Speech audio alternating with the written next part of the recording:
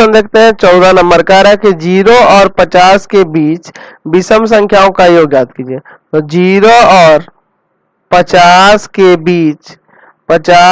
बीच की विषम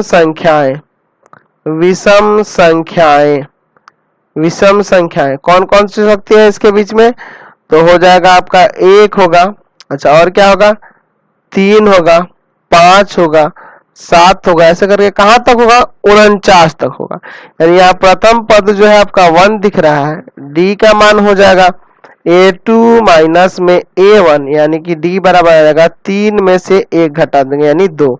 अच्छा इसका nवां पद, अंतिम पद कितना है आपका, 49 है। तो यहाँ ऊपर चाहे तो मान सकते हैं कि माना यहाँ लिख सकते हैं सबसे ऊपर कि माना 0 से 50 के बीच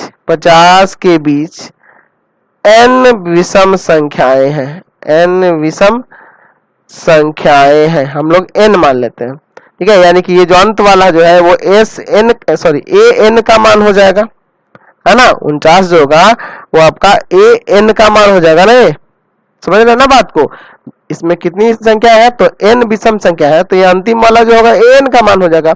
चलिए अब an बराबर, चूंकि आपके पास 49 है तो पहले n का मान निकालना होगा, तब ना इसका योग निकालिएगा। तो इसका फॉर्मूला आप लोग जानते हैं, a plus n minus 1 into D बराबर में 49। a का मान है 1 प्लस n माइनस 1 और d का मान है 2 बराबर में 49, ठीक है।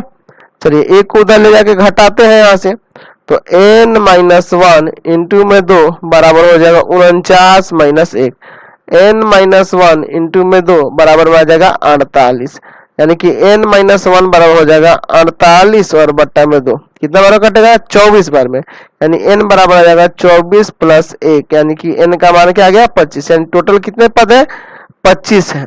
और a का मान आपके पास पता ही है कि a का मान है आपका 1, और nवां पद जो यानी an का मान आपके पास ऊपर दिया ही है, कितना है आपका, 49 है। तो अब आसानी से योग नहीं निकाल सकते हैं, तो Sn बराबर फॉर्मूला होता ही है n/2, है ना, ब्रैकेट में a प्लस an, तो ये वाला आसान रहेगा। तो n/2 यानी कि यहाँ देखिए 25 और बट्टा में 2 और ब्रैकेट के अंदर a का मान 1 और an का मान है 49। चलिए यहाँ इसको आगे सॉल्व कर देते हैं। तो यहाँ से आ जाएगा 25 बट्टा 2, 25 है नहीं आपका, ठीक है, 25 बट्टा 2, यहाँ देखिए ये जुड़ जाएगा तो हो जाएगा 50, यहाँ से इसको काट देते हैं 25 बार में, तो 25 में 25 से गुणा कर दिए, यानी कि 625 यहाँ से योग प्राप्त हो जाएगा। तो अगला